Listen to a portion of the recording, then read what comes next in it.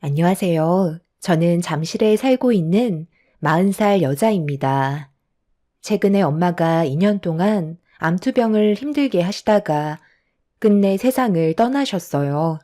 눈을 감으시기 전에 저에게 주셨던 하나의 쪽지와 제가 그동안 모르고 살았던 진실들을 듣게 되었죠. 엄마의 한마디에 상당히 큰 충격을 받았었고, 지금까지 살아오신 과거에 대해 알 수 있었어요. 그리고 무언가 잘못되어 가고 있다는 걸 직감하게 되었습니다. 지금부터 써내려갈 제 사연을 들어주실 여러분들께서 제가 어떤 식으로 처신하면 좋을지 많은 의견 부탁드리겠습니다. 엄마는 2년 전에 췌장암 말기 판정을 받으셨어요. 그간 힘들게 버텨오셨지만 암세포가 다른 장기로 전이가 되면서 정상적인 몸으로 돌아오기에는 어려움이 많았었어요. 그리고 의사는 엄마와 함께 할 수 있는 시간이 길면 1달 정도라고 마음의 준비를 하는 게 좋을 것 같다는 진단을 하셨습니다. 그 말을 들었을 때 정말 하늘이 무너져 내리는 것 같은 느낌이었고, 엄마한테는 내색하지 않으려고 눈물이 터지려는 걸 억지로 참으면서 무덤덤한 척 애써 미소를 지어 보였어요. 의사의 말을 같이 듣고 계셨던 엄마는 이미 마음을 내려놓으신 듯 창밖의 풍경을 바라보셨죠. 제가 40의 나이가 될 때까지 살아오면서 제일 후회스러웠던 건 엄마가 조금이라도 건강하셨을 때 같이 여행 한번 제대로 가지 못했던 게 너무 후회가 되었어요. 성인이 되면서부터 타지에서 일을 했던 저는 엄마와 떨어져 살게 되었고, 제 나름대로 먹고 살기 위한 자리를 만들어가고 있었죠.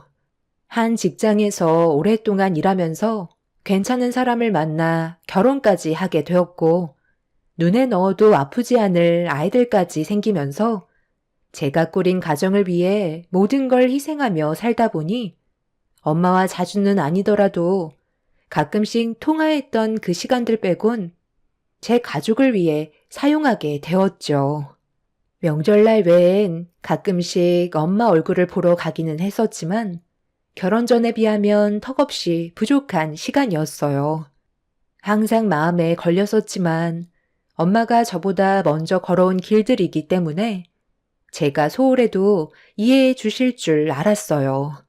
그렇게 정신없는 날들의 연속에 지쳐갈 때쯤 어느 날 가족들이 모두 다 잠든 시간에 거실에서 혼자만의 시간을 보내고 있었는데 핸드폰을 보다가 아이들과 함께 찍은 사진을 보면서 건강하게 잘 자라준 아이들의 모습에 미소가 절로 나오고 있었는데 몇 달 전에 엄마와 함께 찍었던 사진이 눈에 들어왔어요. 그런데 핸드폰 속에는 엄마와 함께 찍은 사진은 단 한 장뿐이었고 제 핸드폰 속에 저장되어 있던 사진들은 전부 다 아이들과 남편뿐이었습니다. 결혼을 하기 전에는 항상 엄마 옆에 껌딱지처럼 붙어 있었는데 저도 자식을 낳고 살다 보니 엄마를 향했던 제 사랑은 자연스럽게 아이들을 위해 쏟게 되면서 엄마를 너무 신경 써드리지 못한 것 같아 마음이 안 좋았었어요. 엄마 옆에 좋은 분이 계셨으면 마음이라도 편했을 텐데 엄마는 아빠가 일찍 세상을 떠나시고 단 한 번도 다른 남자를 만나지 않으셨어요. 오로지 저만 바라보고 저를 위해 살아오셨죠. 과거에 엄마와 함께했던 기억들을 떠올리다 보니 자연스럽게 눈물이 흘렀고 엄마가 너무 보고 싶기도 하면서 무엇을 위해 이렇게 살아야 하나 싶더라고요. 제 삶에 엄마와 함께 할 수 있는 시간조차 없다는 게 너무 마음이 아파 조만간 엄마와 며칠간 여행 좀 다녀오는 게 좋을 것 같아 다음날 남편한테 전날에 생각해 두었던 계획에 대해 조심스럽게 꺼냈어요. 저희 집과 시댁이 가까웠기 때문에 시부모님은 자주 뵈었지만 엄마는 저희 집과 차로 4시간 정도 되는 거리라 자주 찾아뵙지 못했었죠. 그래서 길게는 아니고 2박 3일 정도로 금요일부터 일요일까지 아이들 좀 부탁한다고 하니까 남편은 무언가 상당히 불편한 얼굴로 저를 바라보면서 너무 장시간 자리를 비우는 거 아니냐고 이해해주지 못하는 말들을 하길래 좀 놀라긴 했었어요. 2박 3일은 너무한 거 아니야? 아이들 보는 게 쉬운 것도 아닌데 1박 2일도 아니고 어떻게 2박 3일이나 자리를 비우겠다는 거야? 이건 좀 아니지 않나? 당신 아버님, 어머님 집은 가까우니까 자주 왕래를 했지만 우리 엄마 집은 거리가 있어서 자주 찾아뵙지 못했었잖아. 그리고 혼자 계셔서 외로우실 텐데 이번에 엄마랑 같이 시간 좀 보내주면 내 마음이 좀 편할 것 같아서 그래. 집에서 혼자 아이들과 함께 있는 게 힘들 것 같으면 아버님 댁에 잠깐 가 있으면 되잖아. 어차피 아버님, 어머님은 아이들을 좋아하시니까 당신도 좀 다녀와. 내가 언제 이런 부탁 한 적 있어? 자주도 아니고 처음 부탁하는 건데 들어주기 힘든 거야? 애들이 어느 정도 컸다고 해도 아직 초등학생이고 신경 쓸 부분들이 얼마나 많은데 당신이 없으면 얼마나 힘든지 알아? 꼭 가야 돼. 명절 때 들리면 되잖아. 내가 이렇게까지 부탁하는데 좋게 좀 보내주면 안 되는 거야? 솔직히 당신은 시댁에서 사소한 모임이라도 전부 다 챙기려 하잖아. 그런데 정작 내가 무슨 부탁 하나라도 하면 이런저런 핑계 다 대고 끝까지 우리 엄마 집에 가지 않으려고 피하지 않았어?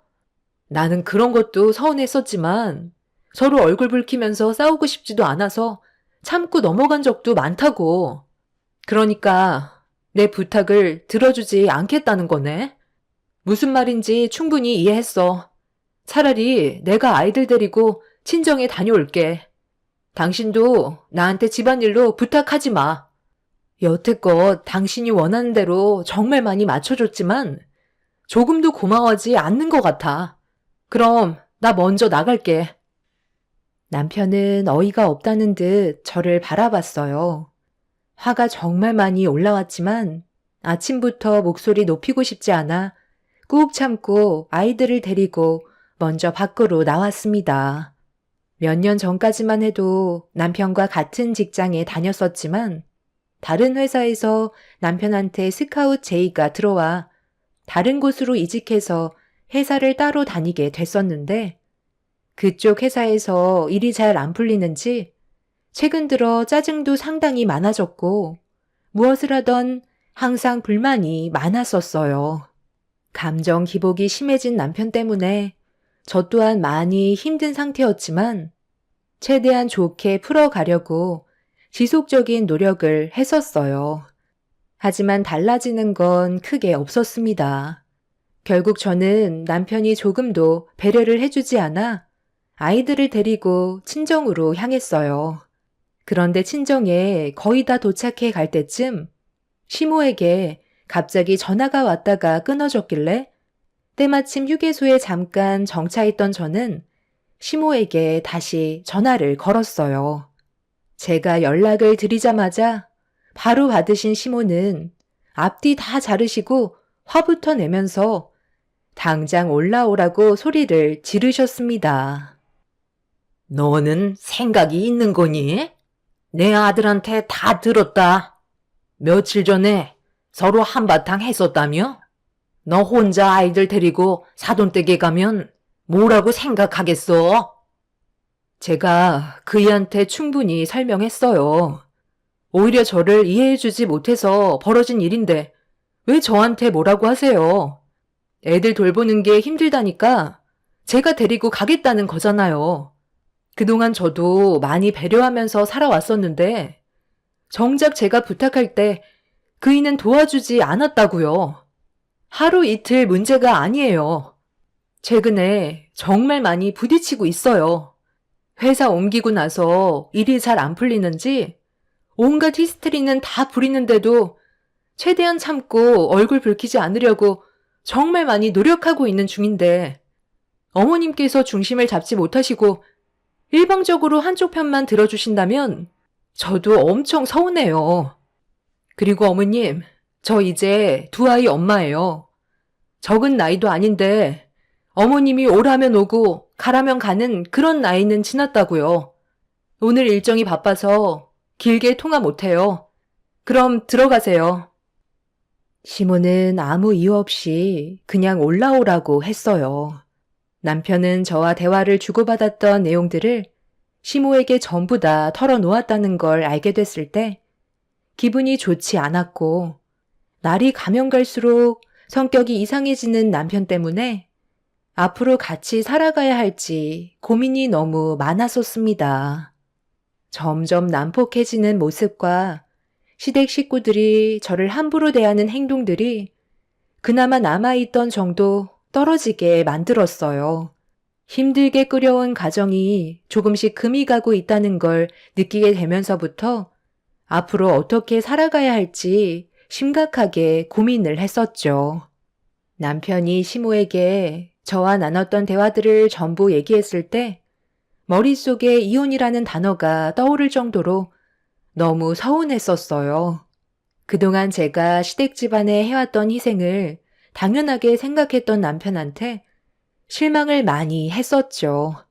조만간 정리할 수도 있겠다 생각하면서 다시 친정으로 향했고, 그렇게 아이들과 함께 엄마 집에 도착을 했는데 문을 여는 순간 엄마가 배를 움켜쥐고 계셨어요.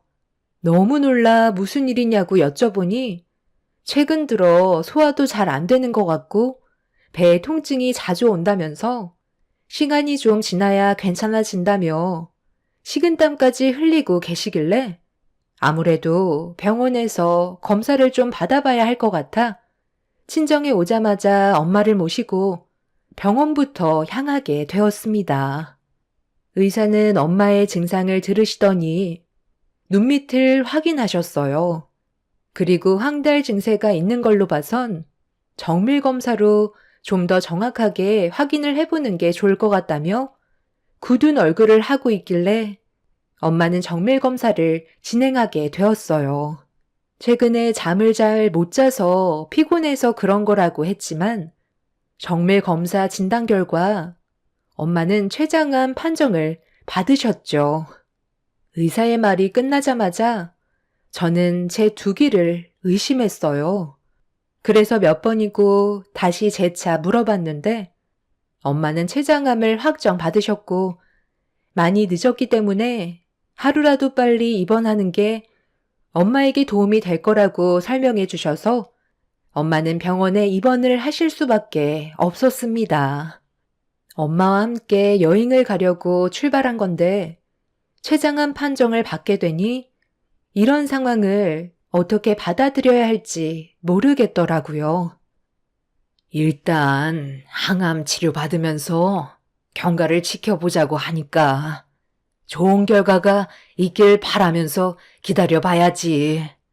치료만 잘 받아도 살 수 있잖아. 환자의 의지가 중요하다고 그랬어. 엄마, 몸이 조금이라도 문제가 있는 것 같으면 병원을 찾아가셔야지. 왜 미련하게 고통을 참고 계셨어? 의사 선생님이 그러는데 고통을 참는 게 쉽지 않았을 텐데 이 정도까지 진행이 될 때까지 참으셨다는 게 놀라울 정도라고 하셨어요. 저도 생각을 해 주셔야죠. 자주 얼굴 볼 시간도 없으니까 걱정돼서 찾아온 건데 몸을 이 지경이 될 때까지 방치하시면 어떡해요? 병원에서 꿈쩍도 하지 마세요. 많이 늦은 만큼 병원에서 시키는 건 전부 다 받으셔야 돼요. 나 때문에 돈 많이 나갈 텐데 그냥 대충 약 먹고 들어가면 안 되니? 꼭 이렇게까지 해야 되는 거야? 오래간만에 왔는데 우리 딸과 손주들 맛있는 밥 해줘야 하는데. 엄마, 지금 그런 게 문제예요? 엄마 몸부터 생각을 하셔야죠. 저는 잠시 통화 좀 하고 올 테니까 쓸데없는 생각하지 마시고 최대한 편히 누워 계세요. 엄마의 표정은 많이 우울해 보였어요. 저 또한 갑작스러운 상황에 너무 놀라 경황이 없었죠. 아무래도 시간이 더 늦어질 것 같아 남편한테 먼저 전화를 했어요. 당분간 병원에 있어야 하는데 아이들 좀 부탁하기 위해서 전화를 했던 거였죠. 남편이 전화를 받자마자 현재의 상황에 대해 설명해 준 뒤 병원으로 와달라고 부탁을 했는데 남편은 걱정을 하는 것보다 오히려 기분이 안 좋다는 듯 저에게 상처되는 말을 거침없이 뱉어대더니 끊어 버렸습니다. 너무 어이가 없어 다시 전화를 걸어봤지만 핸드폰의 전원을 꺼버린 상태였어요.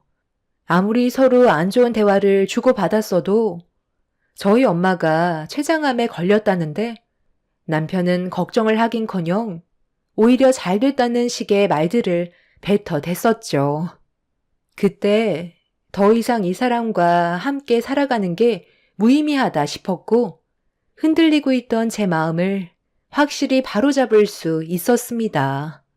저는 모든 걸 혼자 감당하려고 엄마의 병원을 옮기는 게 좋을 것 같았어요. 아이들 학교 문제도 있어서 좀 더 큰 병원으로 옮기게 되었습니다. 그리고 이 소식을 시부모님께서도 듣게 되셨는지 엄마가 서울에 있는 큰 병원으로 옮겨지신 뒤 상태가 궁금하셨는지 병문안을 오셨어요. 아고, 갑자기 이게 어찌된 일이래요? 세상에 내 주위에 암으로 떠난 사람들이 많았지만 사돈이 암에 걸리게 될 줄은 꿈에도 몰랐네요. 며느리가 사돈이랑 여행 간다고 고집 부렸었는데 느낌이 별로 안 좋았었나 보네. 그래서 의사가 뭐래요? 치료받으면 나을 수 있다고 했어요? 네, 좀 더 상황을 지켜봐야겠지만 아직까지 확답을 받지는 못했어요. 의사도 조심스러운 것 같아요. 그걸 봤을 때 암이 꽤 진행됐다는 걸 직감할 수 있었죠. 일단 병원에서 시키는 건 뭐든 해야 되겠죠. 저도 아직까지 우리 딸과 하고 싶은 일들이 많거든요. 그런데 윤서방은 요즘 많이 바쁜가 봐요. 요즘 걔가 회사 일이 잘 안 풀려서 야근이 잦아요. 시간 되면 알아서 들리겠죠. 그나저나 병원에 오래 입원하시면 안 될 텐데 치료를 받는 게 장기화가 되면 서로가 많이 힘들잖아요. 김병에 효자가 없다고 사돈이 오래 끌수록 모두가 힘들어진다는 거예요. 며느리 네가 고생이 많겠다. 애들은 내가 돌봐주도록 하마. 시모는 아이들이 병원에 오래 머물러 있으면 좋지 않다고 엄마와 간단하게 인사를 주고받은 뒤 집으로 돌아가셨어요. 저는 엄마와 단둘이 있으면서 최대한 밝은 모습을 보여드리려 노력했어요. 긍정적인 생각만 해야 엄마한테 조금이나마 도움을 줄 수 있을 것 같았죠. 하지만 저도 사람인지라 저를 한평생 홀로 모든 걸 희생하면서 키워주신 엄마가 세상을 떠나시게 될 거라는 걸 알게 되니 감정을 추스를 수가 없었고 어느 정도 현실을 받아들이게 되면서부터 제 눈에 눈물이 마르지 않았습니다. 그런 와중에 남편이 잠깐 얼굴을 비추긴 했었지만 저와 감정이 좋지 않아 오래 있다 가지는 않았어요. 엄마는 그래도 사이 왔다고 아픈 몸을 힘겹게 일으켜 저를 잘 부탁한다며 손을 잡아 주셨죠. 아무 말 없이 침묵만 유지한 남편은 아이들을 보러 가야 한다면서 서둘러 집으로 돌아갔고 괜히 싸우고 싶지 않아 최대한 조심하면서 서로 해야 될 일에만 집중했어요. 그렇게 하루 이틀 지나갔고 엄마의 건강 상태는 조금씩 안 좋아지고 있었죠. 수술도 몇 차례 했지만 이미 온몸에 암이 전이가 되어버린 상태라는 걸 시간이 지나면서 계속해서 확인이 되었고 병원에서 해줄 수 있는 거라곤 항암 치료가 전부였어요. 다시 정상적인 생활은 불가능할 것 같다며 마음의 준비를 하는 게 좋을 것 같다는 의사의 말을 듣게 되었죠. 그렇게 엄마는 병원에서 생활하신 지 어느덧 2년이라는 시간이 흘렀고 처음 입원했을 때와 다르게 몸이 반쪽이 되어 버리셨어요. 말도 제대로 할 수 없을 만큼 몸 상태는 심각해져 계셨죠. 엄마도 더 이상은 버틸 수 없다고 생각하셨는지 옆을 지켜주고 있던 제 손을 꽉 잡아주신 뒤 저를 바라보시면서 힘들게 입을 여셨어요. 얼마 전까지만 해도 응석 부리던 우리 딸이 벌써 어엿한 두 아이의 엄마가 돼버렸네. 가정을 꾸리고 사는 게 힘들지? 그래도 네가 최선을 다해 살아가는 걸 보니 대견스럽다. 항상 아프지 말고 건강하게 잘 지내야 돼. 엄마가 비록 먼저 떠나지만 항상 너를 응원할 거야. 언제 어디서라도 열심히 살아야 돼. 그리고 경미야, 엄마가 아직 말하지 못한 게 하나 있는데, 그래도 내가 세상 떠나기 전에 이거 하나는 꼭 말해줘야 할 것 같다. 네가 어렸을 적에 아빠가 어디 갔냐고 물어봤었잖아. 그때 내가 세상을 떠났다고 했었지? 너희 아빠가 엄마랑 너를 버리고 갔었다는 걸 말해주고 싶지 않아서 세상을 떠났다고 했었어. 그런데 엄마가 병원에 입원하기 전에 너희 아빠가 어디서 지내고 있는지 알아냈었어. 생각지도 못하게 신문을 보게 됐는데 거기에서 너희 아빠의 얼굴을 확인하게 되었지. 비슷한 사람이겠거니 했는데 이름도 똑같고 젊었을 때의 모습이 아직 남아있어서 두 눈으로 확인해보고 싶어 찾아가 봤는데 건물에서 나온 그 사람이 너희 아빠가 확실하다는 걸 알 수 있었지. 여기에 적힌 주소가 너희 아빠가 일하는 곳이거든. 엄마가 그동안 거짓말해서 미안해.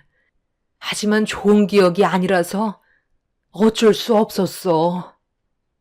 엄마가 건네준 쪽지에는 주소와 이름이 적혀 있었어요.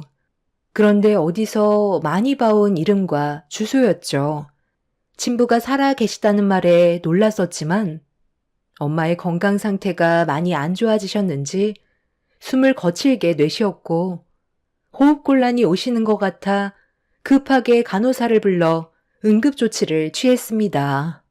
다행히 고비를 넘기기는 했지만 언제 어떻게 엄마가 세상을 떠나실지 몰라 옆을 지켜드려야만 했어요.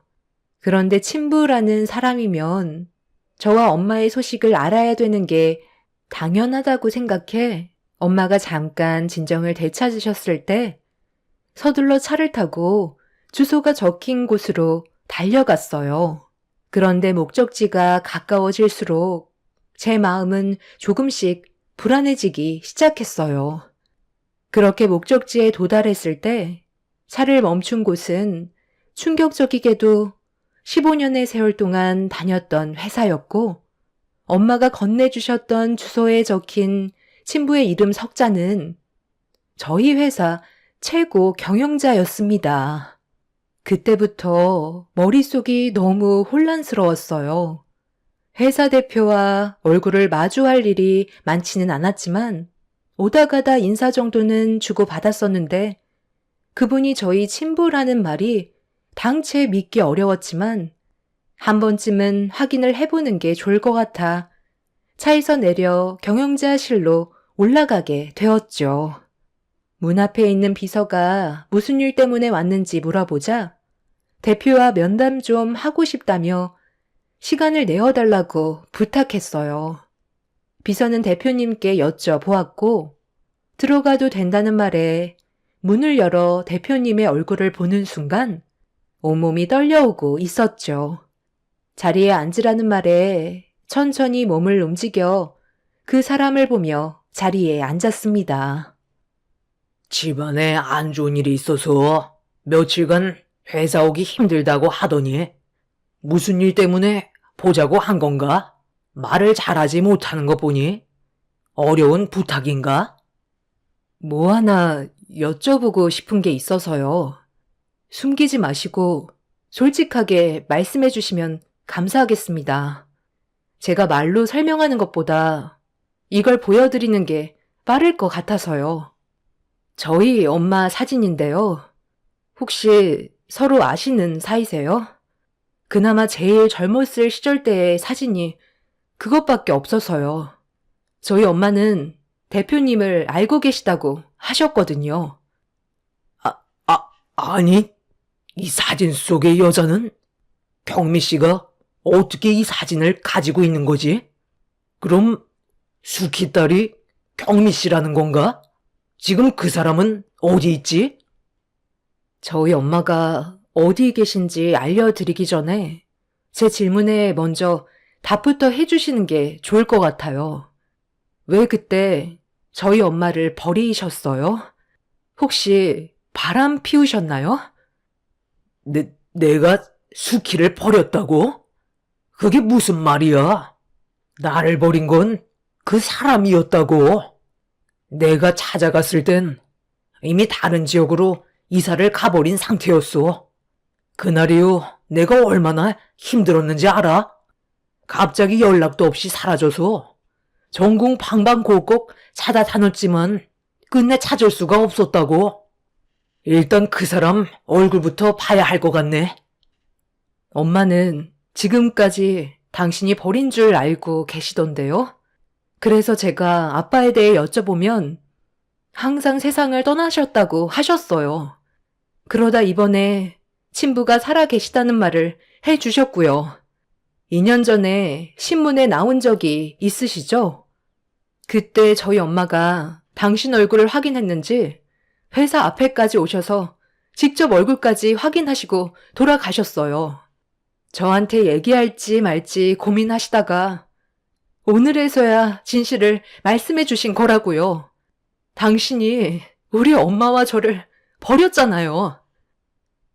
나는 절대로 그런 짓을 한 적이 없었어. 내가 갔을 때는 이미 이사를 가버린 상태였다니까. 왜 내 말을 믿지 못하는 거야? 경미 씨가 그럼 내 딸이라는 거야?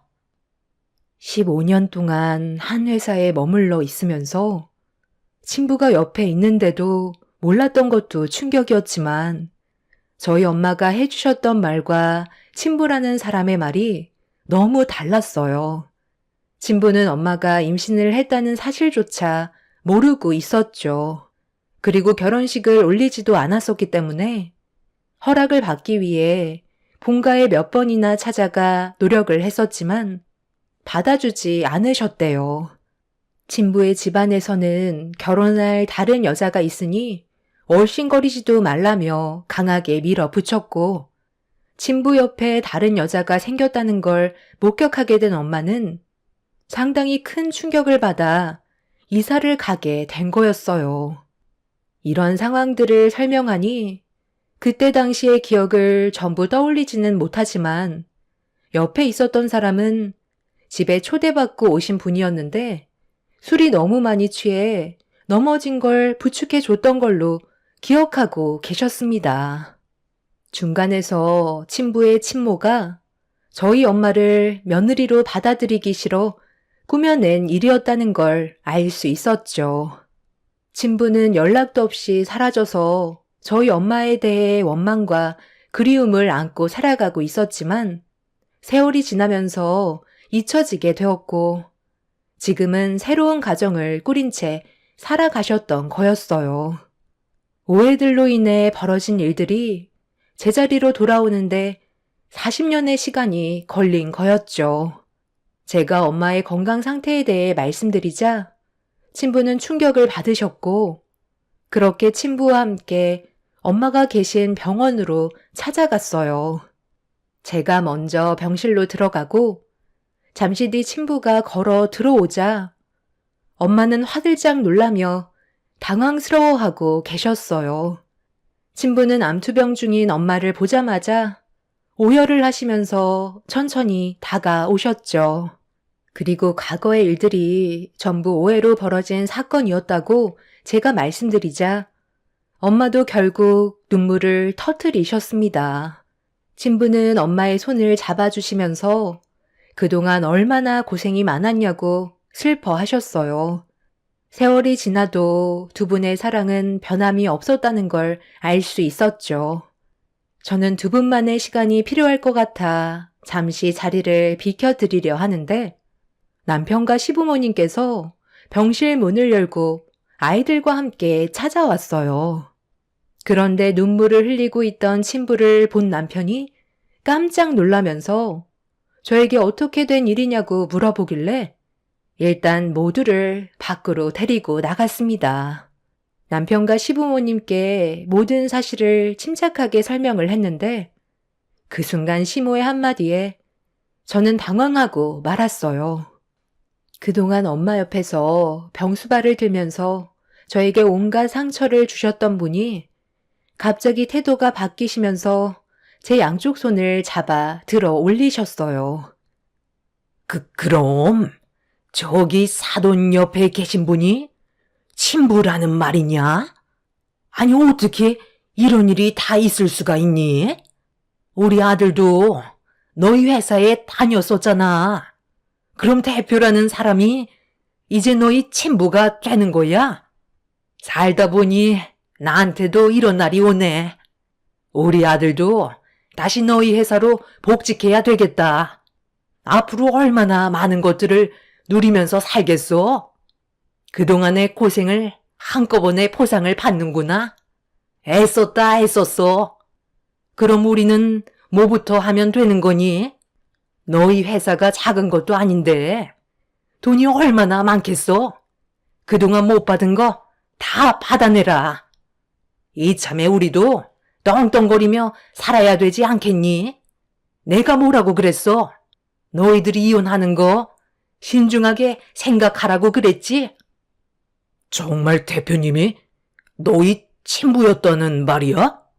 확실한 거야? 아직 유전자 검사도 안 해봤잖아.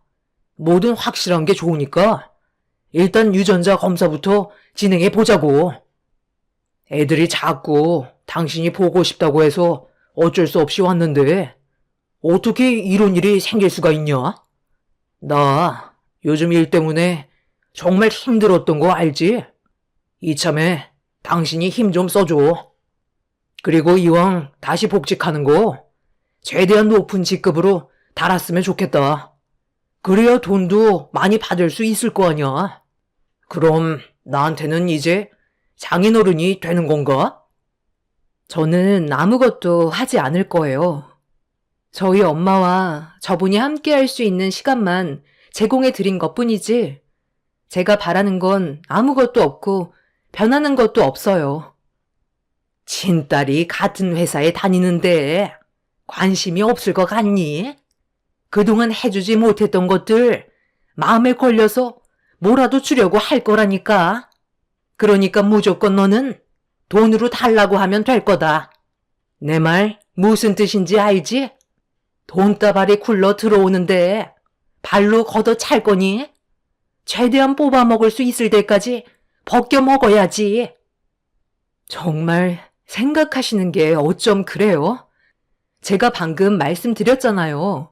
바뀌는 건 아무것도 없다니까요. 애들은 놔두시고 그만들 돌아가세요. 시부모님과 남편은 예전과 전혀 다른 모습으로 저를 대하고 있었어요. 회사의 대표가 제 친부라는 사실에 모든 것들을 돈이라고 생각하고 있었죠. 이런 사람들과 그동안 함께 했다는 게 온몸에 소름이 돋았고 그 사람들을 향한 실망은 더욱더 커지고 말았습니다. 이런 상황들을 안타깝게 생각하고 위로해 주는 게 아닌 어떻게 하면 돈을 뜯어낼 수 있을지 고민을 하고 있는 그 사람들한테 정말 질려버려 더 이상 함께 하고 싶지 않았어요.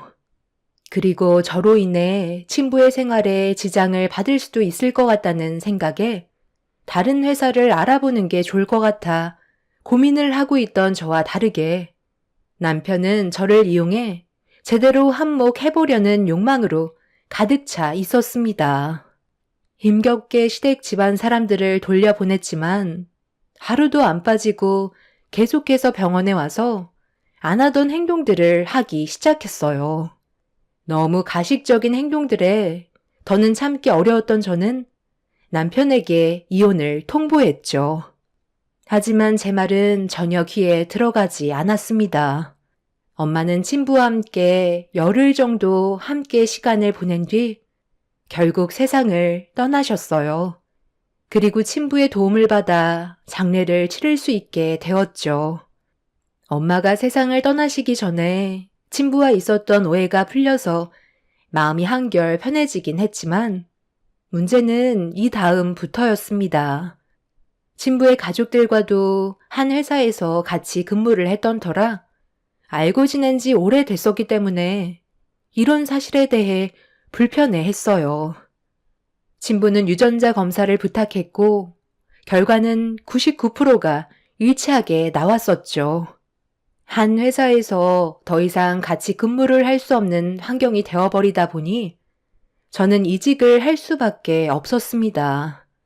친부의 자식들이 저를 너무 안 좋게 생각하고 있어서 회사에서도 소문이 안 좋게 퍼지기 시작했던 거였죠.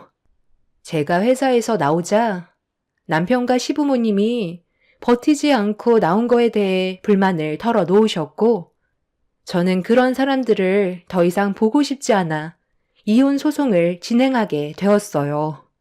지금 현재 저는 남편과 이혼 소송 중이고 다른 회사에서 근무를 하고 있습니다.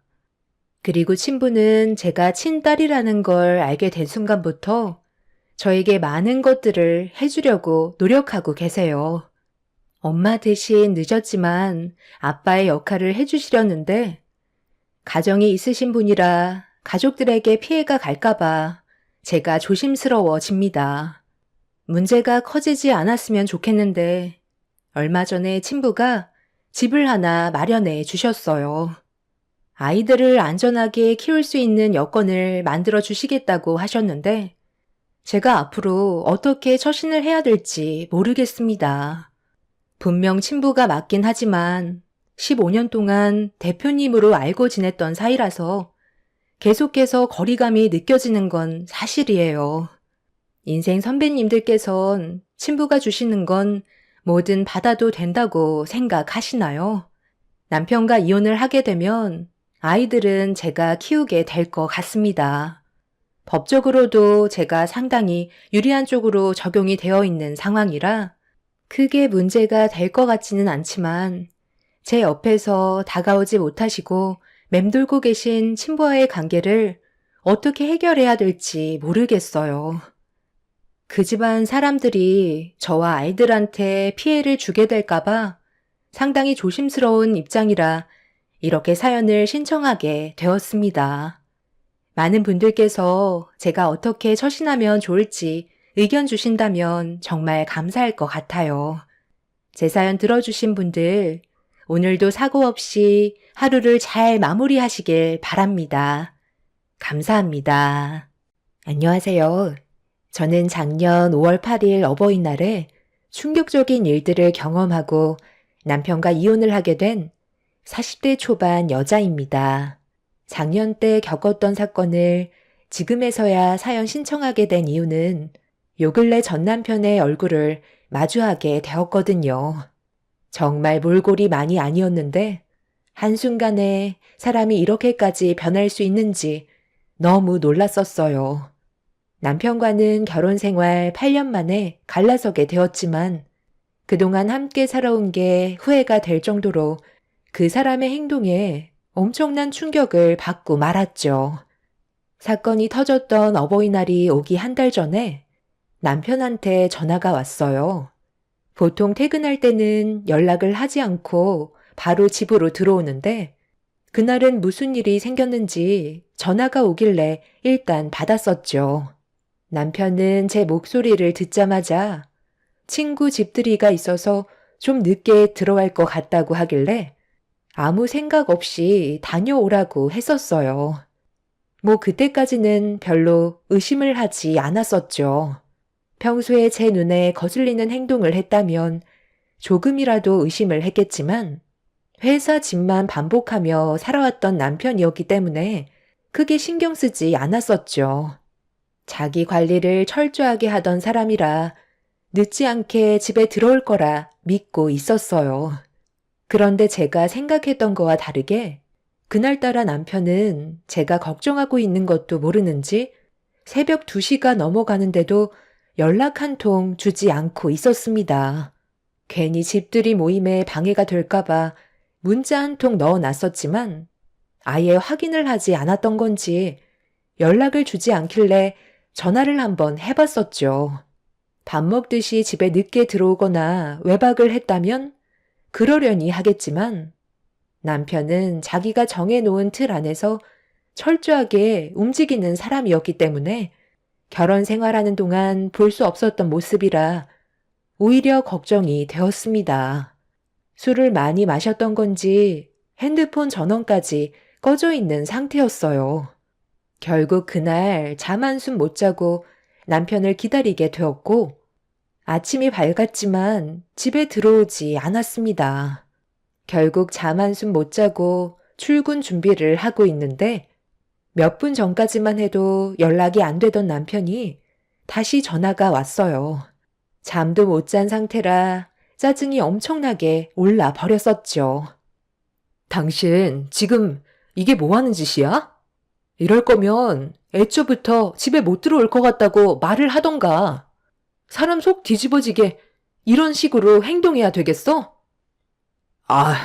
어제 내가 술이 좀 과했었나 봐. 분위기에 휩쓸려서 물 마시듯 술을 먹었더니 눈 떠보니까 아침이더라고. 전화 많이 했었어? 기분 상했다면 미안해. 미안하다고 될 일이야? 당신 친구 중에 이런 식으로 무책임하게 행동하는 사람이 있었어? 원래 외박이 잦거나 술을 마셨다면 어느 정도 이해를 했었겠지. 당신이랑 결혼하면서 단 한 번도 이런 문제를 일으킨 적이 없었기 때문에 내가 너무 당황스러운 거라고. 나 지금 출근해야 되니까 퇴근하고 집에 와서 얘기해. 화가 머리끝까지 올라와 버린 상태라 남편의 무책임한 행동에 기분이 상했었어요. 전날에 잠을 못 자서 그런지 저까지 예민해져 있었고 그날 하루 종일 일도 손에 잡히지 않았었죠. 그렇게 힘든 하루를 보내고 집에 들어와 배고파하는 딸에게 먼저 저녁밥을 차려준 뒤 남편이 오기만을 기다렸어요. 평소 퇴근 시간보다 서둘러 퇴근한 남편은 급하게 집으로 들어와 저에게 전날의 행동에 대해 미안했었다고 용서를 구했어요. 그런데 남편의 사과보다 제 눈에 거슬리는 모습이 심기를 불편하게 만들었어요. 전날에 출근했던 모습과 퇴근하고 들어온 남편의 모습이 바뀌어 있었죠. 어떻게 된 거냐고 물어보니 전날에 술에 너무 취한 상태로 뻗어버려 오버이트를 해서 친구 정장을 빌려 입을 수밖에 없었다는 말을 하는데 제 얼굴이 붉어질 정도로 창피했었어요. 다른 집에서 민폐를 끼친 남편의 행동에 너무 화가 났었죠.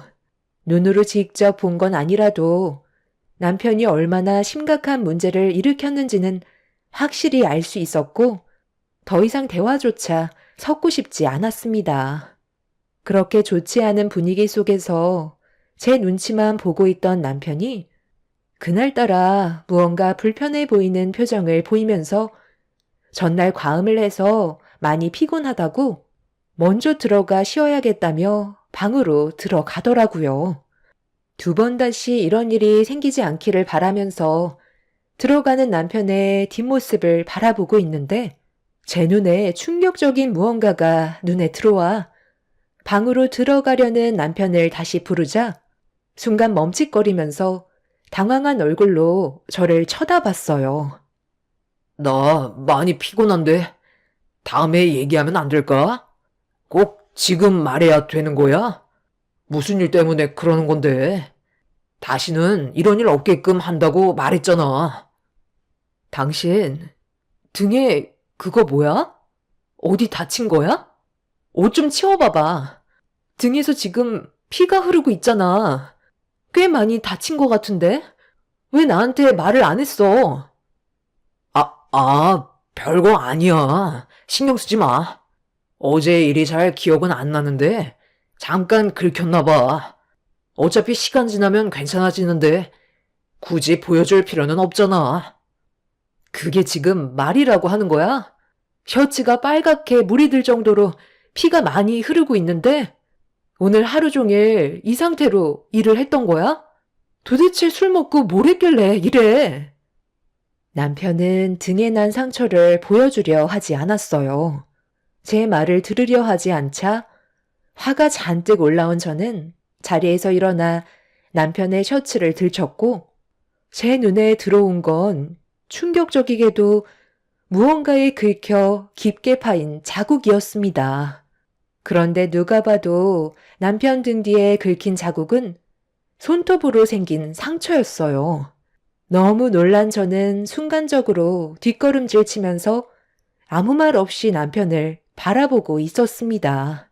선명하게 10손가락 손톱 자국이 위에서 아래로 긁혀져 있길래 어떻게 된 거냐고 다시 되물었습니다. 등 뒤에 손톱 자국 그거 뭐야? 당신 전날에 도대체 무슨 일이 있었던 건데? 어떻게 등 뒤에 저런 상처가 날 수 있는 거지? 나한테 솔직하게 얘기하는 게 좋을 거야. 나도 전날에 무슨 일이 있었는지 기억이 잘 안 나. 친구 집에 고양이를 키우는데 나한테 달려들어서 상처가 났었나 봐. 별일 아니니까 신경 쓰지 마. 어떻게 신경을 안 쓸 수가 있겠어. 등 뒤에 손톱 자국이 선명하게 남아있는데 상처가 남을 정도로 심각한데 내가 그냥 넘어갈 수 있을 거라 생각해? 별거 아닌데 왜 자꾸 일을 심각하게 만들려는 건데? 내가 괜찮다잖아. 전날에 집들이 하면서 술에 취해 놀다가 생긴 상처겠지. 기억이 안 나는 걸 어떡해? 기억이 안 난다고? 지금 그 말을 나보고 믿으라는 거야? 솔직하게 얘기해. 당신 어제 집들이 간 거 아니지? 다른 여자랑 술 먹고 놀았던 거 아니야? 내가 왜 당신한테 거짓말을 하는데? 못 믿겠으면 당장 내 친구한테 전화해 보던가. 자, 여기. 어제 집들이 갔던 친구 전화번호야. 확인해봐. 남편은 전날의 기억이 전혀 떠오르지 않는 상태라며 제가 됐다고 하자 의심받는 건 싫다고 직접 전화를 걸었어요. 그리고 저에게 확인을 시켜 주었죠. 남편의 친구분은 어제 본인도 술을 너무 많이 마셔서 기억이 나지 않지만 집들이 한 건 맞다면서 사진 한 장 보내줄 테니 확인해 보면 될 거라고 남편의 핸드폰으로 사진 한 장을 전송했어요. 그 사진 속에는 정말 남편과 친구분들이 집들이 하는 모습이 찍혀 있었습니다. 결국 등 뒤에 선명하게 남은 손톱 자국은 의문만 남긴 상태로 상황은 정리가 되고 말았었죠. 남편이 입을 열지 않으니 확인할 방법이 없었어요. 그런데 아무리 아니라고 생각을 해봐도 등 뒤에 손톱 자국은 바람을 피웠다는 생각밖엔 안 들었어요. 셔츠를 들추지 않고서야 선명하게 남은 손톱 자국이 생길 수 없기 때문에 저는 더욱더 남편을 의심할 수밖에 없었습니다. 그날 이후 저희 부부 사이에는 심각할 정도로 금이 가기 시작했고 남편의 행동 하나하나 신경이 쓰였습니다. 남편은 저에게 지속적으로 접근을 시도했지만 누가 등 뒤를 긁었는지 확인이 되지 않는다면 저는 남편을 받아줄 수가 없었어요. 그리고 모든 말들을 더 이상 신뢰할 수가 없었죠. 그렇게 냉전의 시간이 흐른 상태로 각방을 쓰면서 생활을 하게 되니 안 좋았던 감정은 더욱더 심각해지게 되었고 몸이 멀어지면 마음도 멀어진다고 남편한테 너무 큰 실망을 해서 그런지 한결같이 사랑했던 제 마음에 변화가 찾아오고 말았습니다. 한 공간에 있는 것조차 소름 끼치게 싫었어요. 그런데 이런 와중에도 할 일은 해야 된다는 현실이 너무 힘들었습니다. 원래의 계획대로라면 어버이날 시댁에서 모두가 함께 모여 식사를 하기로 했었는데 이런 문제가 터지게 되니 어버이날 때 시댁에 가고 싶지가 않더라고요. 하지만 남편은 이런 제 마음을 모르는지 시무와 전화통화를 하면서 다음날 늦지 않게 도착하겠다고 대화를 주고받고 있었습니다. 저만 심각한 상태였어요. 남편은 제가 받은 상처에 대해서는 전혀 신경 쓰고 있는 것 같아 보이지 않았었죠. 당신은 지금 우리 관계가 어떤지 알면서 다음날 아버님 댁에 가겠다는 게 말이 된다고 생각해? 내가 가서 표정 관리가 될 것 같냐고. 생각이 그렇게 없어? 그럼 나보고 어떻게 하라는 거야? 엄마가 먼저 전화하셔서는 나한테 늦지 않게 오라고 못을 박으셨는데 이런 일 때문에 가기 힘들 것 같다고 어떻게 말씀드려? 그럼 처음부터 처신을 잘하던가 아니면 내가 믿을 수 있게 확신을 주던가 했어야지. 무조건 기억이 나지 않는다고만 하면 문제가 해결될 거라 생각했어? 그래서 가지 않겠다는 거야? 나 혼자 가는 것도 문제잖아. 계속 이런다고 달라지는 건 아무것도 없다니까. 당신이 나한테 실망한 건 잘 알겠는데 나도 기억이 나지 않는다고 했잖아. 그러니까 이번 한 번만 용서해 달라는 거야. 앞으로 내가 더 잘하면 되는 거 아니야? 괜히 일 크게 만들지 않았으면 좋겠어. 우리 부모님 성격 몰라서 그래? 다음날 나만 가게 되면 당연히 우리 엄마가 당신한테 전화를 할 테고 그럼 뭐라고 그러게? 내 등 뒤에 난 손톱 자국 때문에 부부싸움에서 별로 가고 싶지 않다고 설명드릴 거야? 이런 일을 자초한 건 나지만 우리 부모님이 피해를 봐선 안 되잖아. 다시는 이런 일 없도록 할 테니까 이번만 조용히 넘어가는 걸로 하자.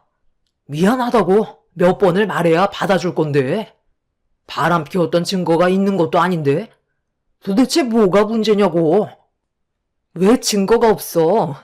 당신 등 뒤에 선명하게 남아있는 손톱 자국이 나 몰래 바람을 피웠다는 걸 증명해주고 있는데 내일 아버님 댁에 가는 건 생각해 볼 거야.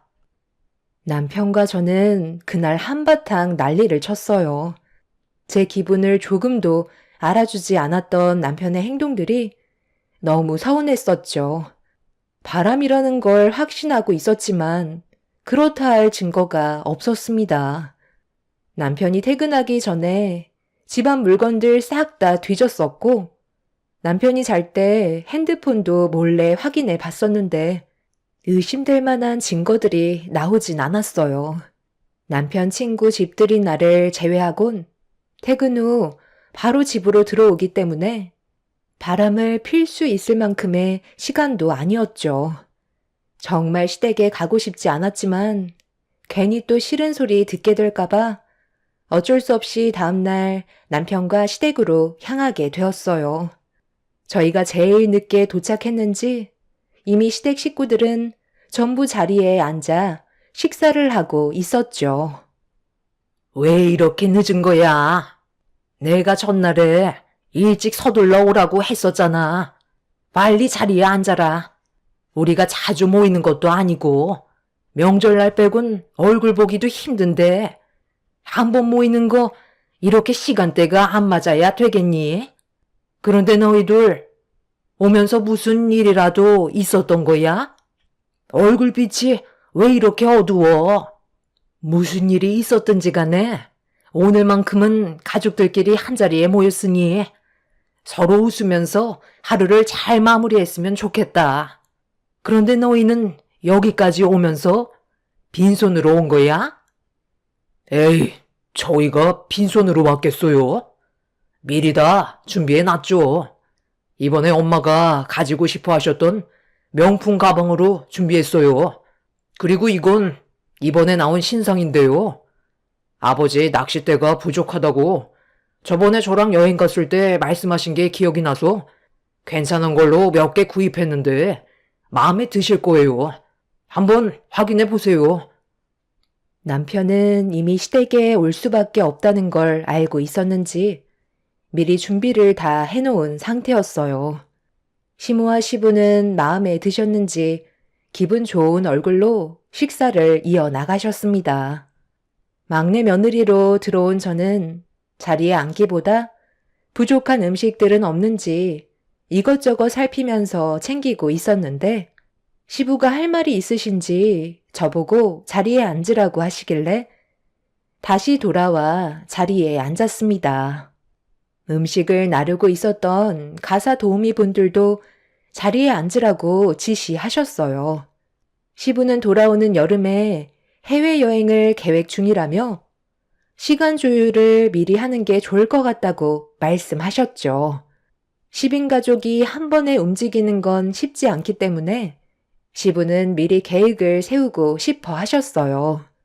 도우미분들도 시댁에서 일한 지 10년이 넘어갔었기 때문에 한 가족이나 다름없다며 같이 가길 원하셨습니다. 그렇게 시부의 계획을 듣고 있었는데 식탁 테이블 밑에서 장난을 치던 6살인 제 딸이 기어 나오더니 발들이 자꾸 시소를 탄다며 손으로 테이블 밑을 가리켰어요. 그리고 이어진 딸의 말에 저는 엄청난 충격을 받고 말았죠. 시부모님과 시댁 식구들 또한 사색이 된 얼굴로 남편을 바라봤고 민망한 얼굴로 오해라며 식은땀까지 흘리고 있었습니다. 그럼 6살밖에 안 된 내 딸이 지금 거짓말이라도 했다는 거야? 지금 여기가 어떤 자리인 줄 몰라? 어떻게 이런 일을 저지를 수가 있는 건데?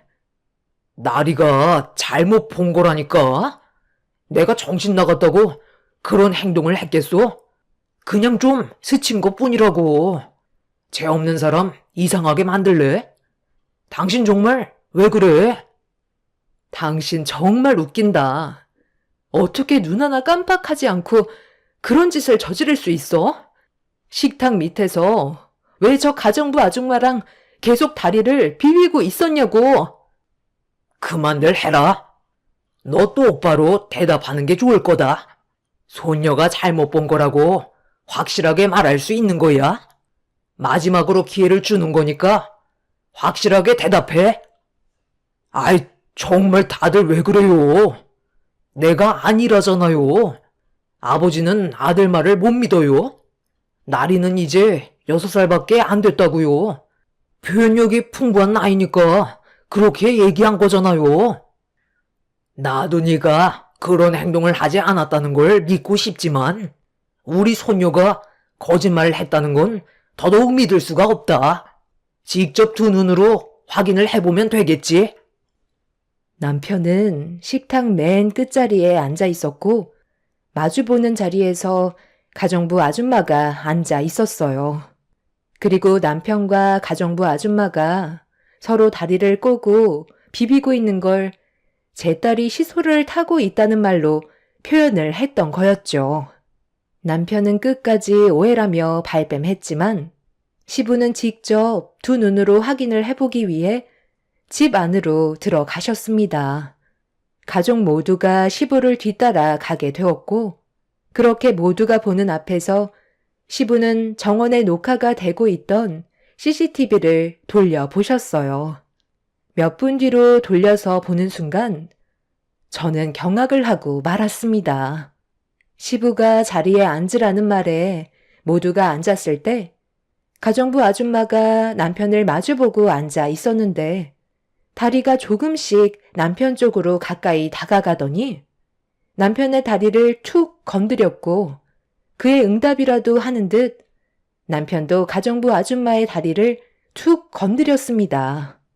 그리고 잠시 뒤 시부가 여행 계획에 대해 말씀하고 계시는데 제 딸이 정확한 표현으로 얘기했다는 걸 알 수 있을 만큼 둘은 다리를 꼬은 채 비비적 하고 있었습니다. 그걸 본 제 딸이 식탁 밑에서 나와 손으로 가리키자 엉켜있던 다리를 급하게 풀었지만 이미 제 딸이 모든 걸 목격한 상태였었죠. 저는 온몸에 소름이 돋을 정도로 화가 치밀어 올라 남편의 뺨에 손을 올려 버렸어요.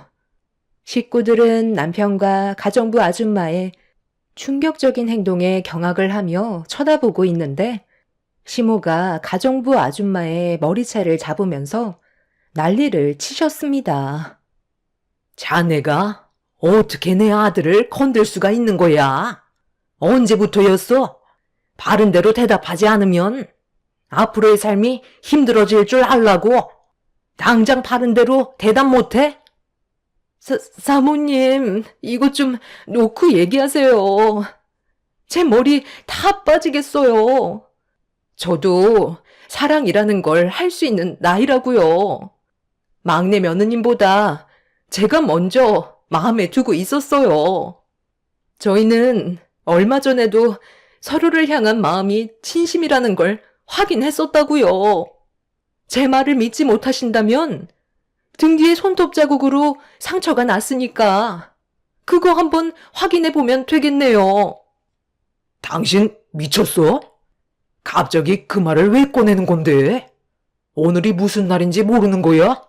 저는 전혀 모르는 일이니까 다가오지 마세요. 정말 아니라니까요.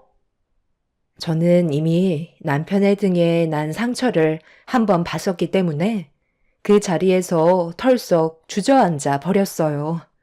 시댁 식구들은 남편을 둘러싼 뒤에 셔츠를 올렸고 시댁 식구들은 남편의 등에 난 상처를 보고 경악을 하고 말았습니다. 가정부 아줌마는 과거에 한번 결혼을 했었고 아이도 하나 있었어요. 사는 게 많이 힘들다고 해서 시부모님께서 가족처럼 대해 주셨었죠. 그런데 절대로 해선 안 될 행동을 저지른 남편과 가정부 아줌마의 분류는 저에게 엄청난 충격을 가져왔고 시부모님도 제대로 서 있지 못하셨는지 비틀거리셨습니다. 그런데 가정부 아줌마가 꺼낸 한마디가 저희 가족들에게 또 다른 충격을 안겨주었고 저는 입을 다물지 못했어요.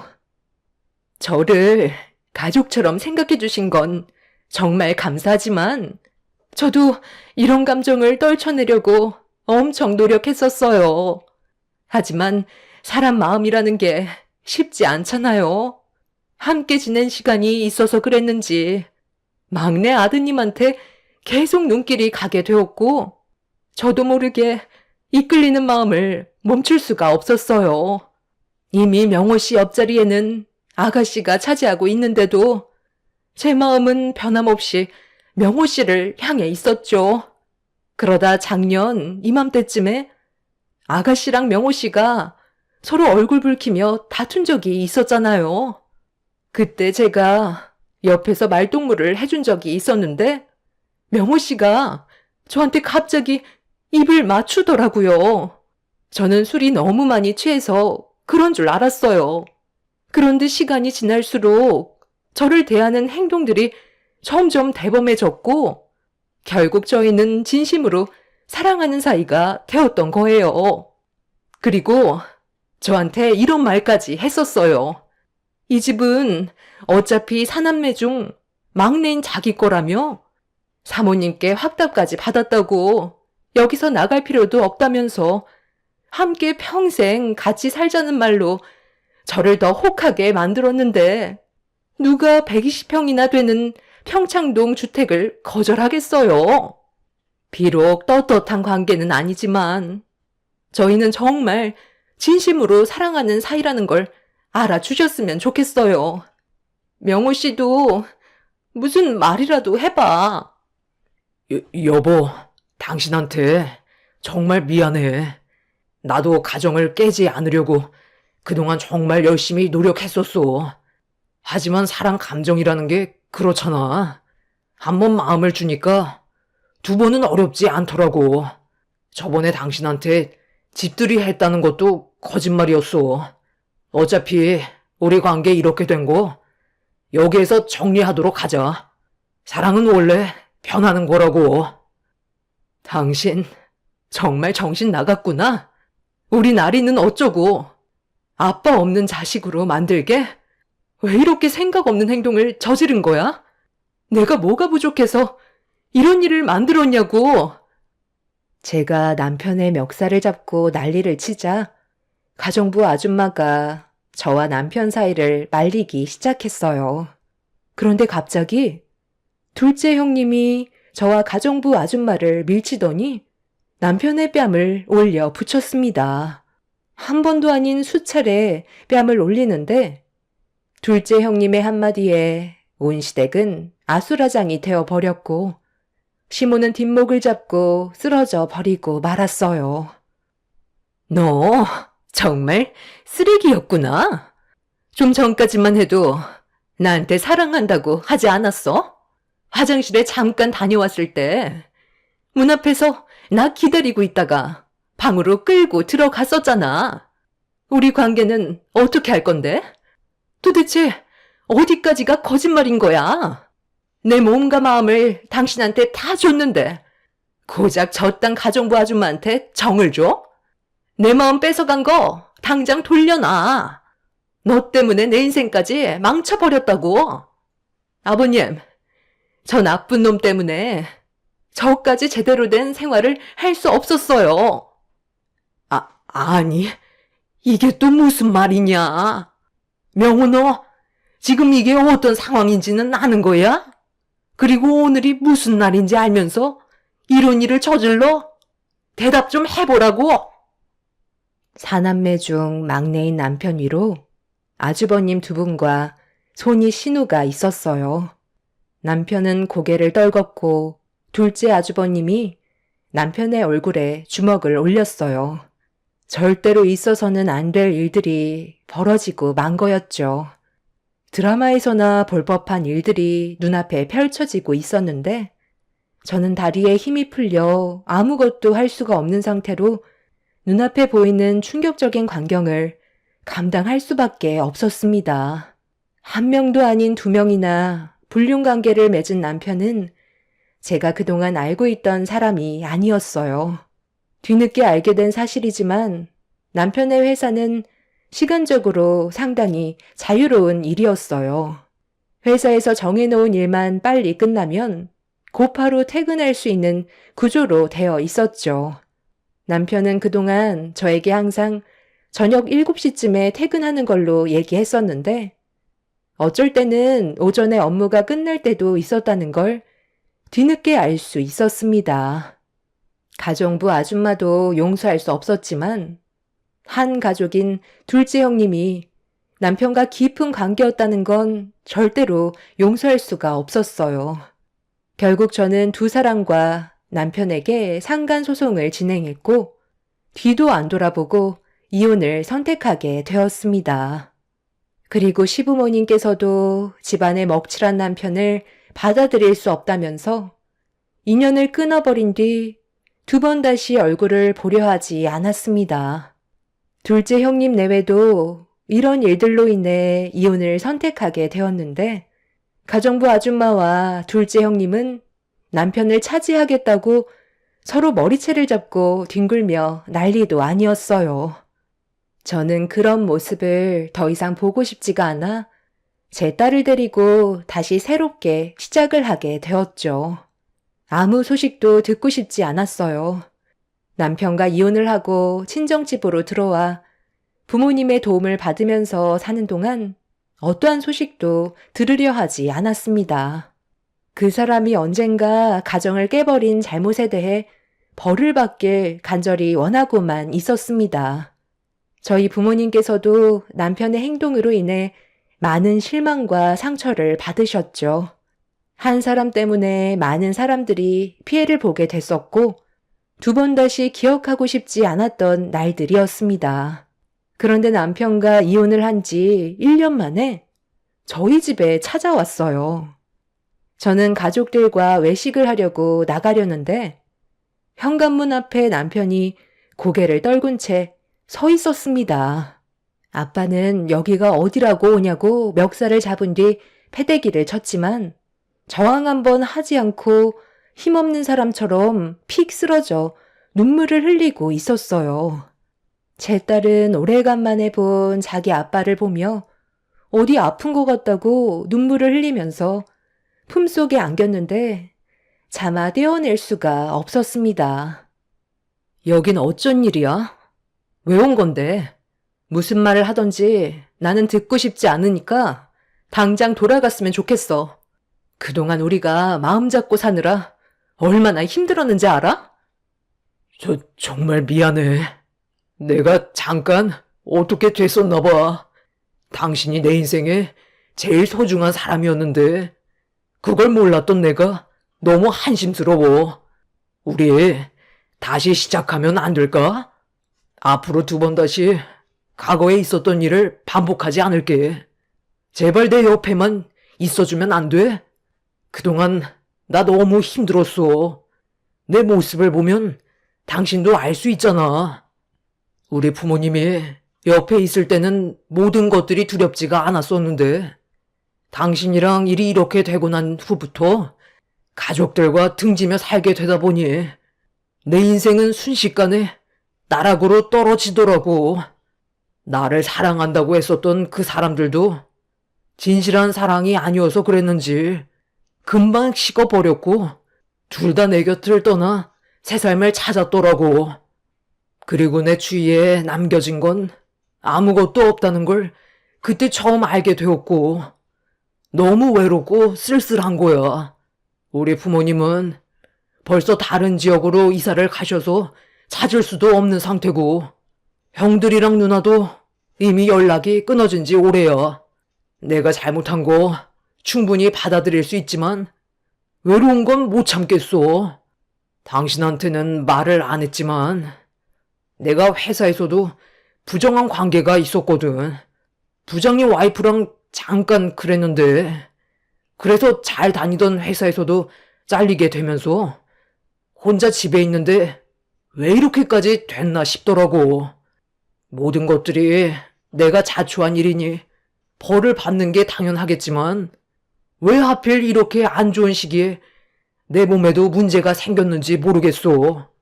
나 정말 살고 싶은데 병원에 찾아가니 마음의 준비를 하라더라고.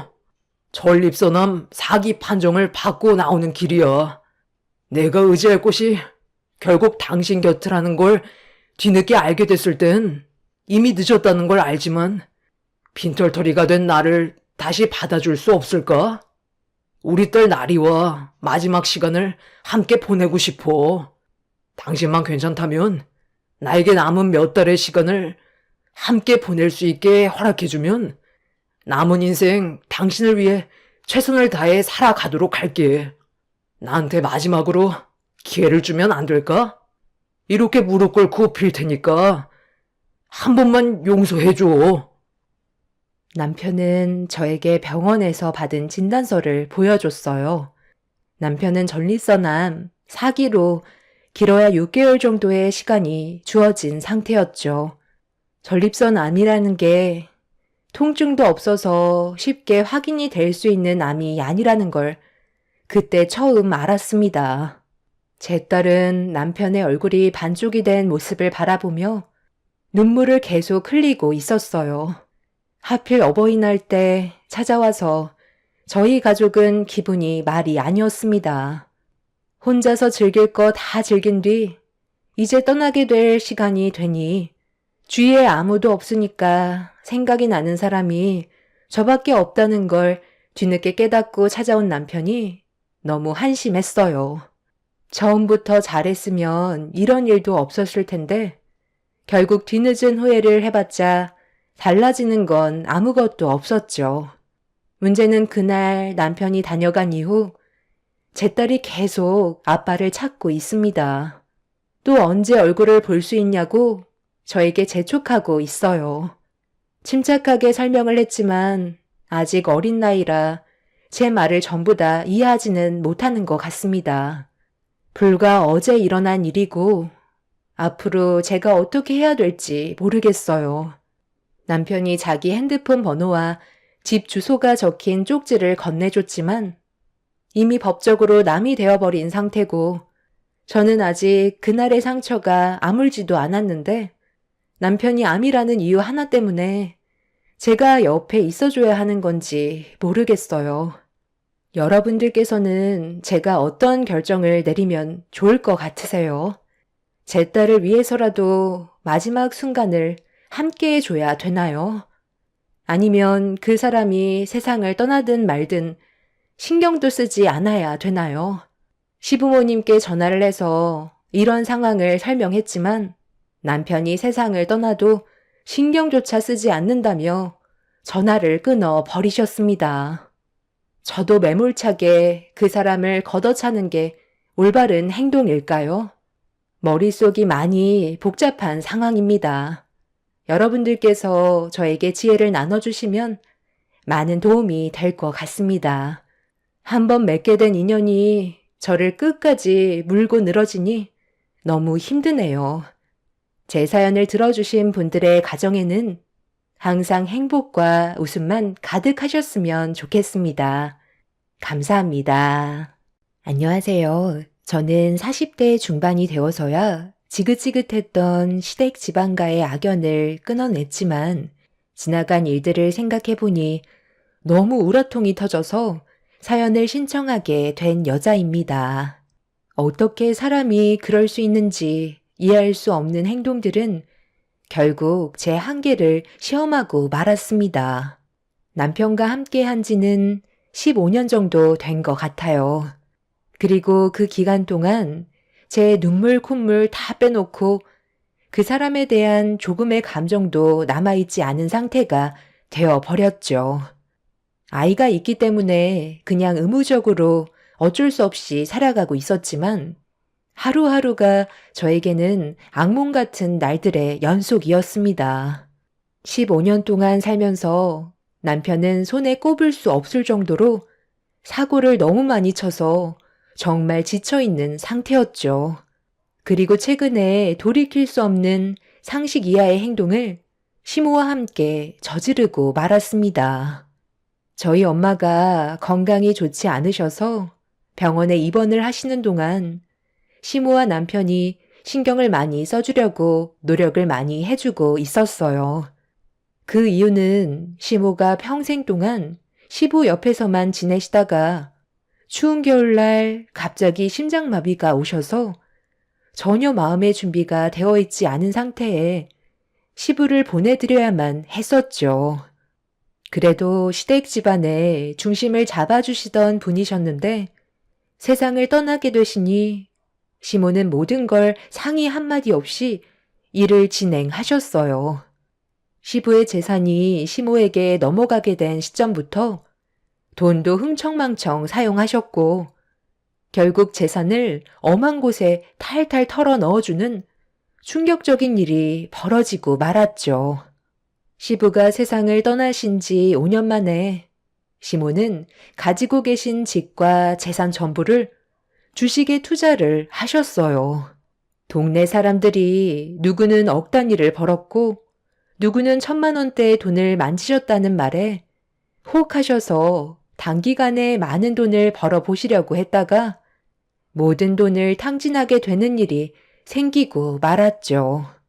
이미 투자를 하셨기 때문에 되돌릴 수도 없는 상황이라 남편은 저희 집에서 같이 지낼 수밖에 없지 않냐고 부탁을 하게 되면서 어쩔 수 없이 한 집에서 생활할 수밖에 없었어요. 남편도 저 몰래 노름을 했다가 상당히 큰 돈을 물려서 빚을 갚는데 등골이 빠질 정도인데 시모는 도와주시기는커녕 오히려 일을 더 크게 만들어 버리셔서 사는 게 너무 짜증이 나고 더는 함께 살고 싶은 마음이 없었어요.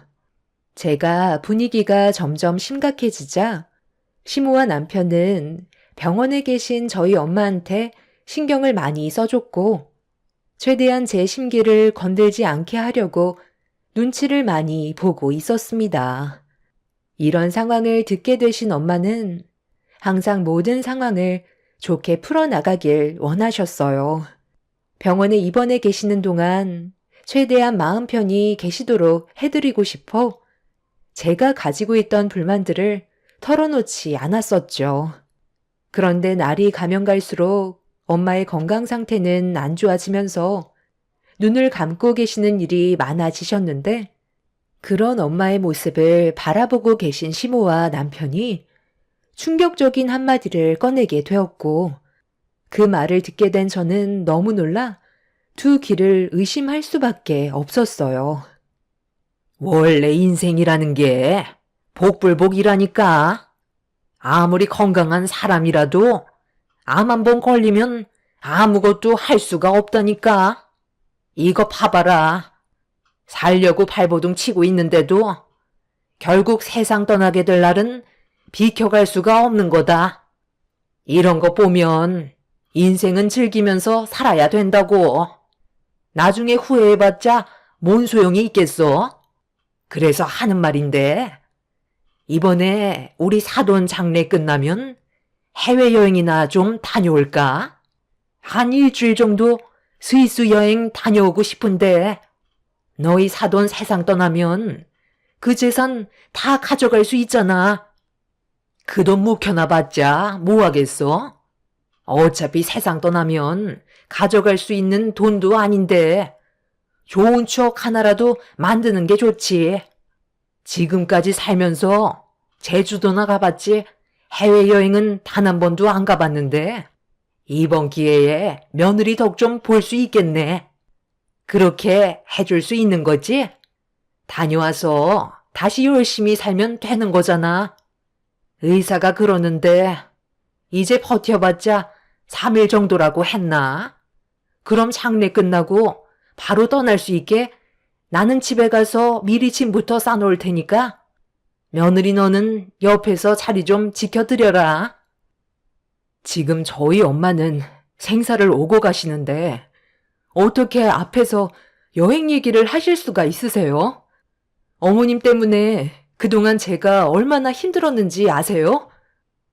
아이, 왜 우리 엄마한테 화를 내는 건데? 못할 말도 아니잖아. 당신 회사에 출근하는 동안 엄마가 장모님 옆에서 간호해 드렸잖아. 그래서 어느 정도 보상을 바라실 수도 있는 거지. 해외여행 한번 가보는 게 소원이셔서 이참에 장모님 세상 떠나시고 당신한테 모든 재산 다 들어가면 그때 보내달라는 건데 그게 그렇게 싫어? 우리 엄마가 지금 눈을 감고 계셔도 귀는 열려 있으시다는 거 몰라? 평생 동안 해외여행 단 한 번도 못 가신 게 내 탓이야? 그동안 당신은 뭐 했는데? 악착같이 살아도 모자랄 판에 나 몰래 노름하다가 빚까지 생겨서 내가 얼마나 힘들었는지 뻔히 눈으로 봤으면서 지금 그런 말이 나와? 어머님도 남들 말만 믿고 전 재산 털어서 주식에 투자했다가 땡전 한 푼 못 찾고 정부 탕진해 버렸잖아. 내가 왜 모든 걸 다 짊어져야 하는 건데? 혜원이만 아니었어도 당신이랑 진작에 이혼했어. 얘가 지금 시애미 앞에서 그게 무슨 말버릇이니? 내가 일부러 재산 탕진하려고 그런 거니? 나도 잘 먹고 잘 살아보려고 했다가 그렇게 된 거잖아. 내 아들도 그래. 괜히 노름을 했겠어? 매달 벌어들이는 돈은 한정적이니까 삶 좀 나아지려고 했던 건데 그걸 이해 못 해주는 거야? 너는 어떻게 피도 눈물도 없니?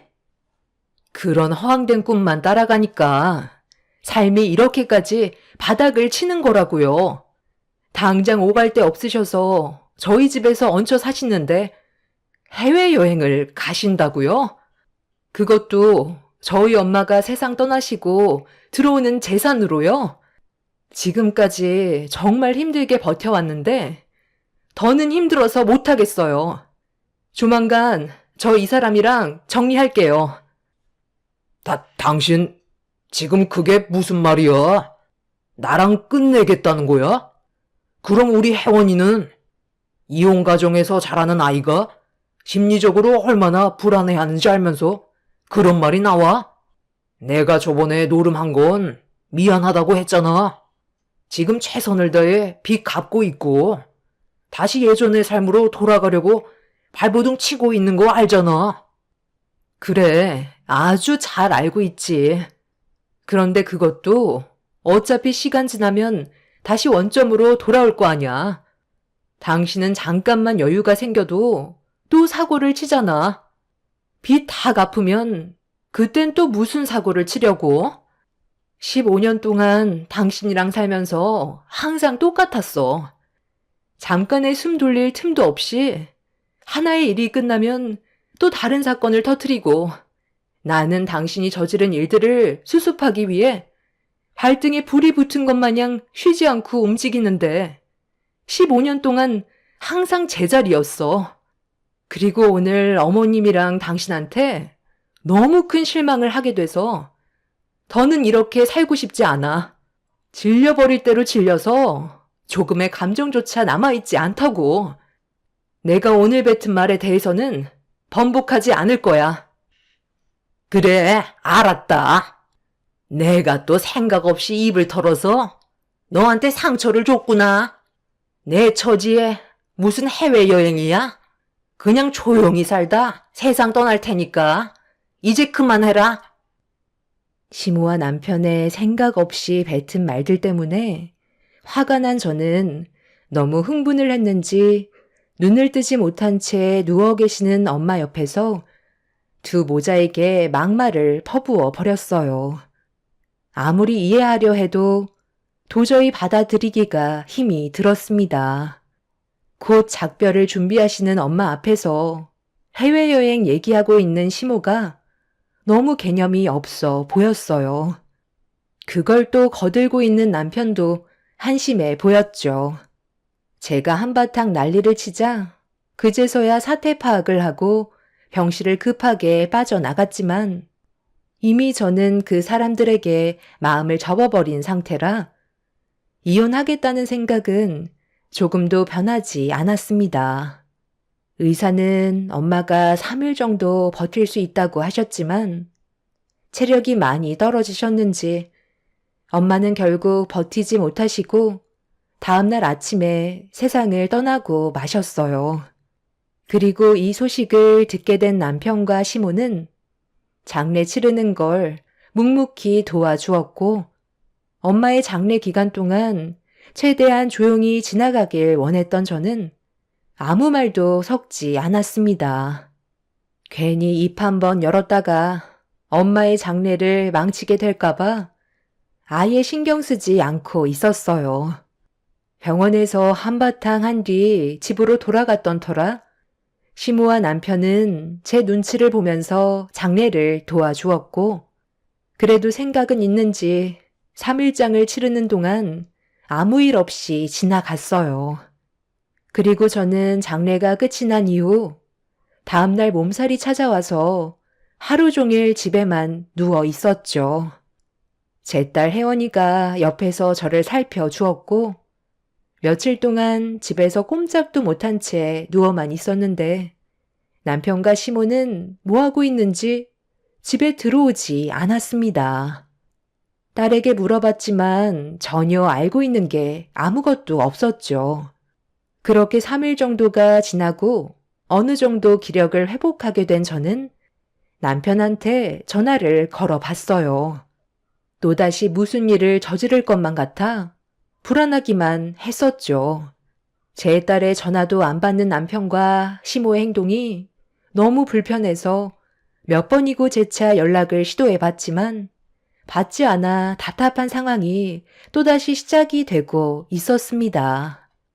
제가 이혼하자는 말 때문에 숨어 지내는 것 같아 일단 대화 좀 하자며 확인하는 대로 전화를 달라고 문자 한 통 넣어놨어요.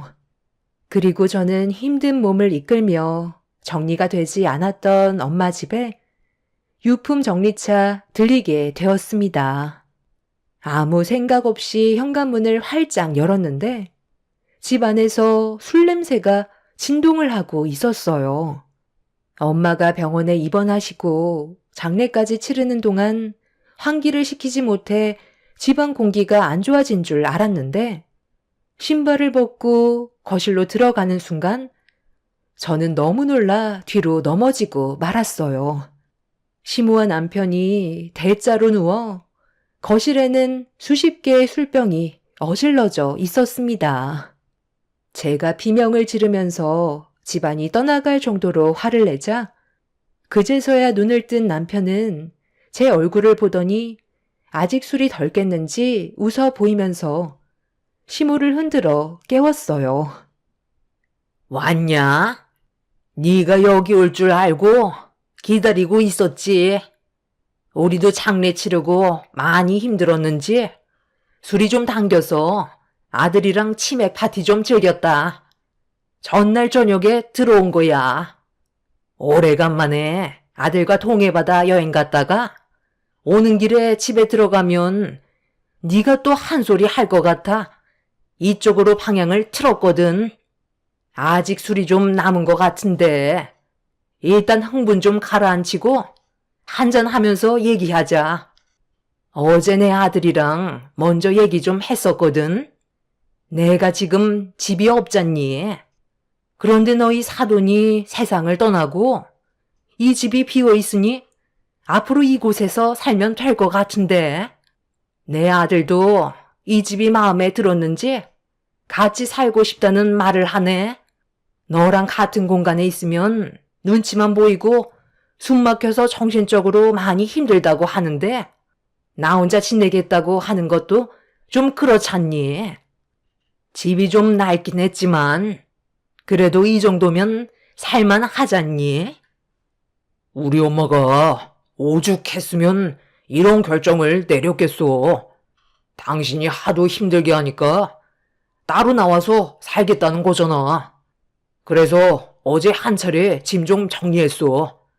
버릴 거 다 버리고 장롱 안에 있던 것들 중 엄마한테 필요 없는 물건 같은 건 내가 다 버렸거든.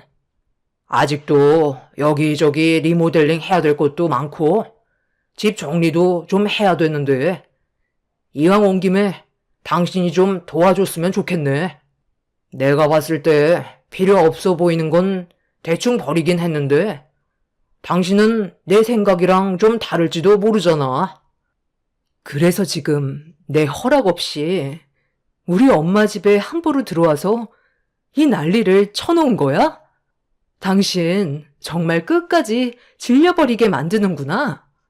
어떻게 우리 엄마 집에서 술판을 버린 것도 모자라 짐까지 싹 다 버릴 수가 있어? 당장 안 나가? 내가 저번에 얘기했을 텐데 우리는 이혼할 거고 당신과 나와의 관계는 이미 끝난 거라고. 좀 진정하고 내 말 좀 들어봐라. 왜 이렇게 흥분하고 그래? 다 생각이 있어서 그런 거잖니. 네가 앞으로 살아가는데 우리 도움이 필요 없을 것 같니? 사람 일은 아무도 모르는 거다. 내 아들이 지금은 일당직 막노동을 하고 있지만 조만간 제대로 된 일자리 구하게 될 테고 그럼 다시 안정적인 생활이 가능해질 거 아니야? 나는 이 집에 살면서 며느리 눈치 안 보면서 살아도 되니까 서로 얼굴 붉히게 되는 일도 없잖니? 그러니까 앞으로 남은 인생 즐겁게 행복을 느끼면서 살아가도록 하자. 그리고 항상 겸손해야지. 어른한테 대들면 되겠어? 네가 지금 잘 나간다고 고꾸라지지 않으라는 법 없다. 내 아들이 지금 못났다고 대성하지 말란 법도 없다. 그러니까 네가 지금 잘 나갈 때 주위를 한번 돌아보고 챙겨줘야 된다는 거야. 너희 사돈 봐봐라. 나보다 건강해 보이던 사람이 결국 세상을 떠났잖니. 이렇게 인생이 허무한 거야. 그러니까 우리 형편을 조금만 더 이해해주고 앞으로 서로 웃으면서 살아가면 어떻겠니? 그렇게 해줄 수 있지? 그런 의미에서 애미야, 안방에 있는 짐 싹 갖다 버려주고 다시 가구 새롭게 들이도록 하자. 아무리 생각해봐도 세상 떠난 사돈 물건을 내가 쓰는 건 좀 찝찝해서 말이야. 아들, 내가 제일 큰 방을 쓸 테니까 너는 저쪽에 있는 작은 방 쓰면 될 것 같아. 오늘같이 좋은 날 우리 술 한잔 또 걸쳐야지. 어제 먹다 남은 치킨 좀 데워와 봐라. 남편은 시모의 말이 끝나기 무섭게 주방에서 맥주와 먹다 남은 치킨을 가지고 걸어오고 있었어요. 둘 다 제정신이 아닌 것 같아 할 말을 잃은 저는 두 사람을 묵묵히 바라만 보고 있었습니다. 남편은 저에게 다가오더니 맥주 한 캔을 건네주면서 과거에 안 좋았던 일들은 전부 잊어버리자고 웃고 있었어요. 사태 파악을 전혀 못하고 있는 남편과 시모의 행동에 결국 이성의 끈을 놓아 버렸고 건네받았던 맥주캔을 따서 시모와 남편의 얼굴에 사정없이 뿌려 버렸습니다. 두 모자는 놀란 표정으로 뭐 하는 거냐고 소리를 지르면서 제가 들고 있던 맥주캔을 빼서 던져 버렸고 저를 무섭게 노려보는 남편의 뺨에 손을 올려 붙였습니다. 당장 나가라고 소리를 지르자 시모가 자기 아들 얼굴에 손을 올렸다면서 제 머리채를 쥐어 뜯으셨고 집안은 난리가 나고 말았습니다. 내가 왜 이 집에서 나가야 되는데? 너희 사돈 병수발 들어줬으면 이 정도는 받아도 되는 거라고. 그리고 네가 이혼할 수 있게 만들어 줄 것 같니? 이 손 놓으시죠. 저도 참을 만큼 참았고 더 이상은 같이 지낼 수 없을 것 같아요. 저 사람이랑 이혼하고 남은 인생 숨 좀 쉬면서 살아갈 거라고요. 이런 모습 혜원이한테 보여주느니 하루라도 빨리 이혼하고 각자 갈 길 가는 게 최선이라고요. 아무리 가족이라도 저희 엄마 집에 함부로 들어오는 건 주거 침입죄에 해당되는 거 모르세요? 경찰에 신고하기 전에 당장 나가시라고요. 그리고 저희 엄마 물건 버리신 건 법적으로 손해배상 청구할 거예요. 너까지 깨. 지금 나를 이겨먹을 수 있을 거라 생각하니? 내가 얘기했지? 여기에서 절대 나가지 않겠다고. 이 집은 내 거야. 그러니까 네가 나가거라. 우리 엄마가 나가라잖아. 나는 당신과 절대로 이혼 안 할 거고 혜원이도 앞으로 나랑 살게 될 거야. 네가 아무리 발버둥 쳐봤자 나한테서 벗어날 수 없다고. 남편은 시모에게서 저를 떨어뜨려 놓은 뒤 집 밖으로 내쫓아 버렸어요. 너무 화가 난 저는 경찰에 신고하겠다고 소리를 질렀지만 남편은 현관문을 닫아버린 채 더 이상 제 말에 아무런 대답도 하지 않았습니다. 한참 동안 문을 두드리면서 나오라고 소리를 질렀지만 시모와 남편은 끝까지 나오지 않았어요. 더는 이렇게 살고 싶지 않았던 저는 그 자리에서 경찰에 신고를 하게 되었죠. 그렇게 잠시 뒤 경찰분들이 찾아와서 문을 열어달라고 했지만 시모와 남편은 아무 대답도 하지 않았어요. 결국 저희는 열쇠 수리기사를 불러 현관문을 열려고 했지만 생각보다 쉽지가 않았죠. 그런데 집 안에서 무언가 와장창 깨지는 소리가 들리면서 남편이 강제로 문을 열려고 하는 순간 집안의 물건을 전부 다 태워버릴 거라면서 이상한 소리가 계속해서 들려오고 있었습니다. 경찰분들은 집 안을 열 수 있는 방법을 찾아보기 위해 집 주변을 돌고 있었는데 현관문 밑에서 무언가가 흐르고 있었어요. 현관문을 열려고 작업 중이던 기사님은 바닥에 흐르고 있는 게 무엇인지 확인해 보려고 냄새를 맡으셨는데 그 순간 놀라시면서 갑자기 뒷걸음질을 치셨습니다. 시모와 남편은 가질 수 없으면 전부 다 태워버리겠다면서 휘발유를 집안에 뿌리고 있는 듯 보였어요. 저는 너무 놀라 얼굴 보고 얘기하자고 했지만 이미 시모와 남편도 흥분한 상태라 제 말이 귀에 들리지 않았죠. 사태가 심각해지자 경찰은 119를 불렀고 혹시 모를 일을 대비하기 위해 모두들 대기하고 있었습니다.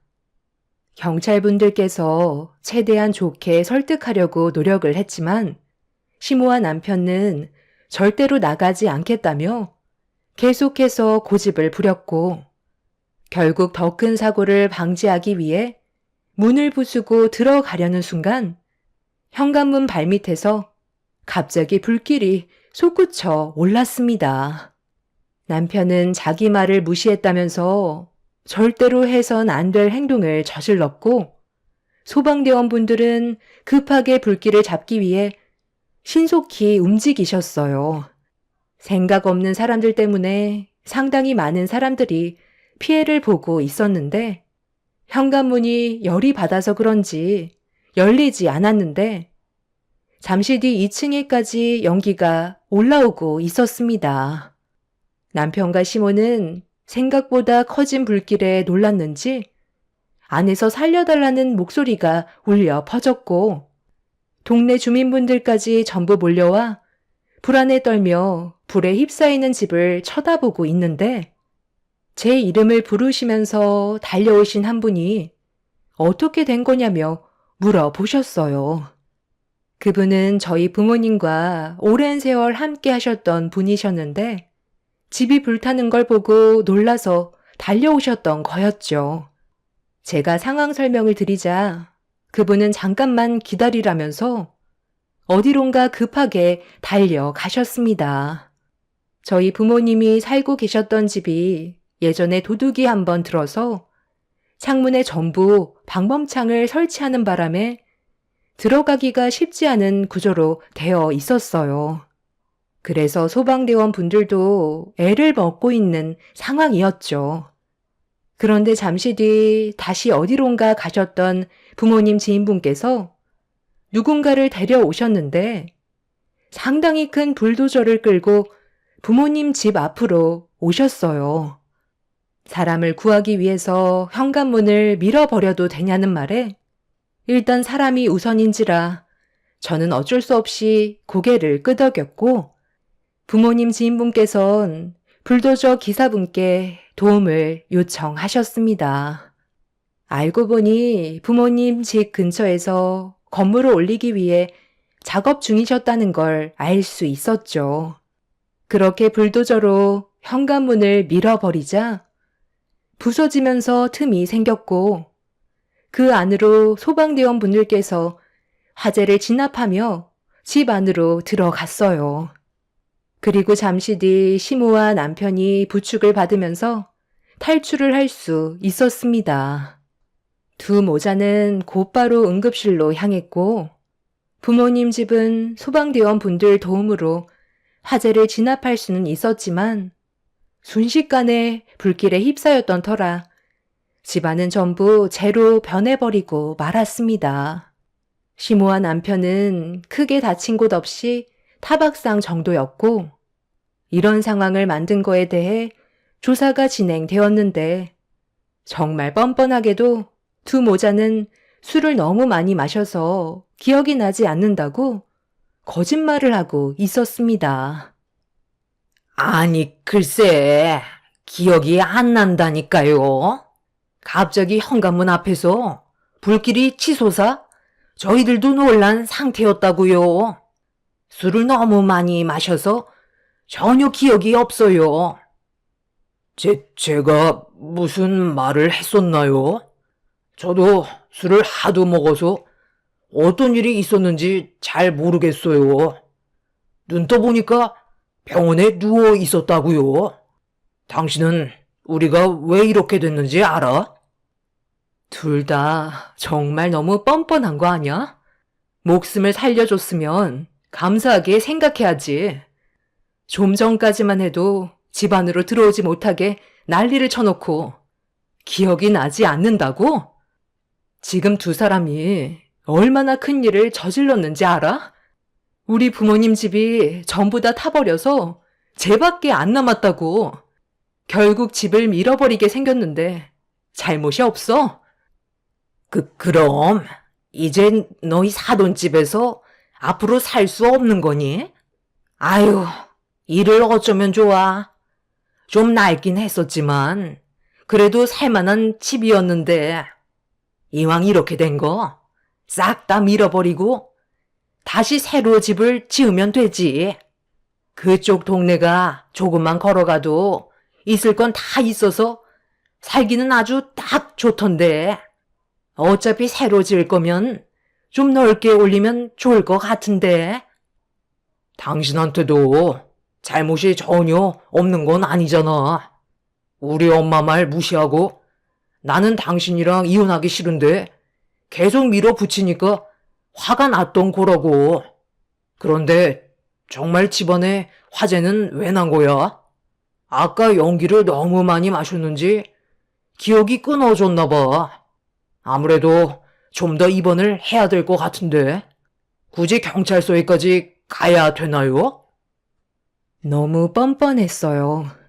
정말 사람이 아니라고 생각이 들 정도로 그 사람들의 행동에 화가 하늘을 찌를 정도였죠. 더 웃긴 건 의사는 몸에 전혀 문제가 없다고 하는데도 자신들한테 피해가 올까봐 최대한 병원에서 나가지 않으려고 여기저기가 다 아프다면서 최대한 버티려 하고 있었어요. 하지만 결국 오래 가지 못하고 두 모자는 연행이 되면서 모든 사실을 인정하게 되었죠. 현재 두 모자는 방화죄로 징역 2년을 선고받은 상태입니다. 그리고 제가 피해본 부분들에 대해 소송이 진행 중인 상태죠. 저는 부모님의 집을 전부 철거하고 땅만 처분하게 되었어요. 지금은 제 딸과 단둘이 다른 지역에서 살고 있긴 하지만 아직까지 처리해야 될 일들이 수두룩하게 남아 있습니다. 이 문제로 이혼까지 할 수는 있었지만 앞으로 제가 피해본 부분에 대해 금전적인 보상을 그 사람들이 해줄 수 있을지 모르겠네요. 가진 게 없는 사람들이라 보상받는데 시간이 오래 걸리겠지만 그래도 저는 악착같이 전부 받아낼 생각입니다. 최소 5년 정도 받을 줄 알았는데 생각보다 형량이 너무 적게 나와 마음이 후련하지는 않습니다. 그 사람이 없는 2년의 시간 동안 어떻게 계획을 세워야 할지 요즘 생각이 많습니다. 자신들의 이득만 생각하고 함부로 행동한 그 사람들이 잘못을 깨닫지 못하니 다시 사회에 나온다고 달라질 건 아무것도 없을 텐데 평생 감옥에서 썩었으면 좋겠어요. 차라리 그냥 제 딸과 함께 이민을 갈까도 생각 중입니다. 두 번 다시 그 사람들과 마주하고 싶지 않고 제 딸과도 엮이게 하고 싶지가 않습니다. 앞으로 어떻게 해야 할지 고민이 많지만 최대한 지혜롭게 헤쳐나갔으면 좋겠어요. 제 사연을 들어주신 분들께서도 저에게 좋은 의견을 주신다면 감사하겠습니다. 지긋지긋했던 시간들 이제야 끝이 났는데 남은 인생은 행복하게 살고 싶네요. 제 사연 들어주신 분들 감사합니다.